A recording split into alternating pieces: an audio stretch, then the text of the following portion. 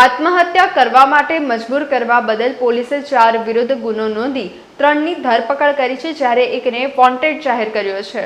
શહેરના સુભાનપુરા વિસ્તારની સુરત સોસાયટીમાં રહેતો 42 વર્ષીય અલ્પેશભાઈ પટેલે ગત મંગળવારે પોતાના ઘરે સાંજના સમયે ગળે ફાંસો ખાઈ આત્મહત્યા કરી હતી, જેની જાણ પરિવારજનોને થતાં તેઓ દોડી આવ્યા હતા। ગોરવા પોલીસે અકસ્માત મોતનો ગુનો નોંધી તપાસ હાથ ધરી હતી।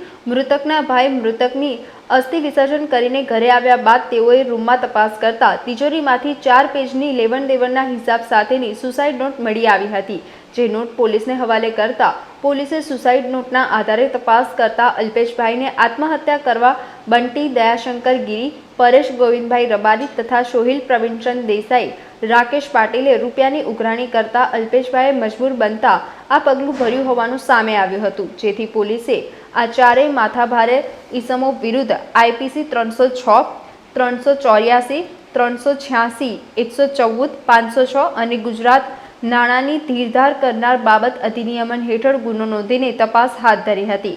ગોરવા પોલીસે આરોપી બંટી, સોહિલ, પરેશ રબારીની ધરપકડ કરી છે, જ્યારે રાકેશ પાટીલને વોન્ટેડ જાહેર કરી કાયદેસરની કાર્યવાહી હાથ ધરી છે।